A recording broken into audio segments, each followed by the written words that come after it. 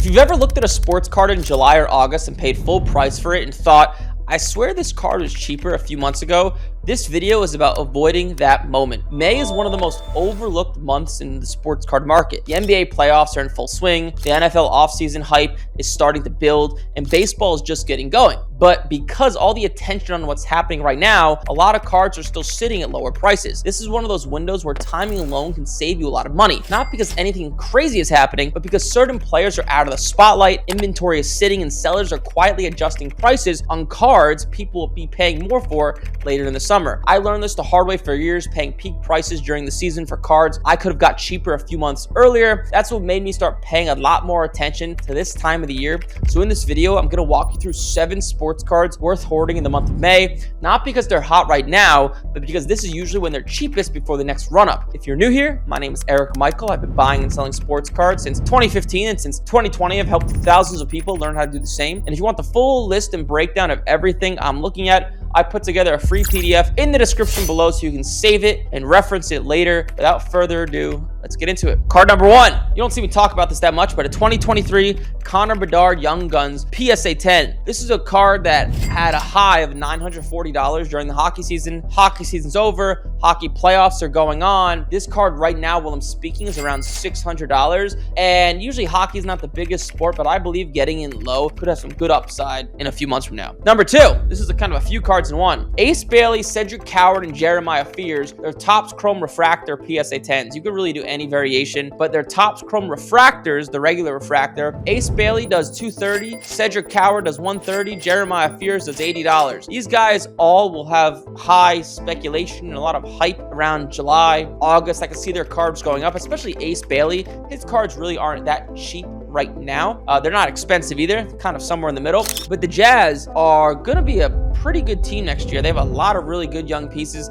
I could see his cards going a little crazy, but it's insane that all the money is being put on Con Knuppel and Cooper Flagg. I think there's a good opportunity to make some money. Number 3, Macklin Celebrini 2024 Young Guns PSA 10. This card's a little bit more expensive. You could get the PSA 9 or Raw as well, but those prices can kind of vary all over the price. But this card had a high of $2,300 during the season. It's actually on its way down right now. The last sale was $1,500. Similar to Connor Bedard, I think a card like this could have some decent potential upside come around July, August, September as we get closer to the hockey season. Number 4, this is someone I've talked about a little bit, is a Bo Nix Prism PSA 10. Silver Prism PSA 10 is still hovering around $500. It really has not went up since January. Part of the reason being is because he got injured. The hype's kind of off him. You know, Drake May is very exciting. Jackson Dart, Shedeur Sanders, Tyler Shook. People are throwing their money at those guys. Once again, will everyone zigs? You should zag, especially they got Jalen Waddle, who's an elite receiver. Bo Nix should have a really good year, but I believe his hype could gain a lot in July and August, and you can make a pretty penny if things go right. Number 5,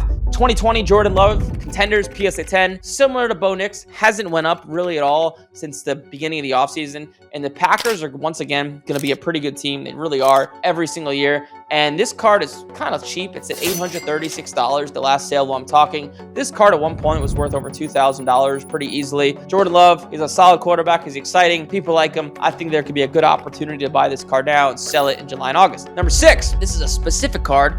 2021 Trevor Lawrence Silver Prism PSA 10. These cards are very hard to grade, and there weren't as many silvers 5 years ago. So this card is much shorter printed than silvers are today.